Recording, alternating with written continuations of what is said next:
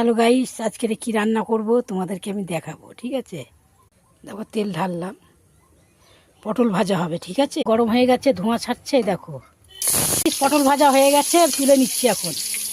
পটল ভাজা হয়ে গেল রে। আদা, নুন, হলুদ, লঙ্কা, কুমড়ো ডাঁটা, আলু, পেঁয়াজ, টমেটো দিয়ে তরছি। দেখো গরম হয়ে গেছে, লাল লাল হয়ে গেলে তারপর আদা রসুন দেবো, টমেটো দিলাম, আদা দিচ্ছি, হাঁটাহাঁটি করছি, আদাটা ঠিক ভাজা হয়ে যায়। তার গুঁড়ো দিচ্ছি, যে যেরকম ঝাল। ঠিক আছে, নুন ঢেলে দিচ্ছি, আর আলু ঢেলে দিচ্ছি। হয়ে গেল, জল দিচ্ছে, লাভিয়ে নিচ্ছি। তোমরা দেখো, এই দেখো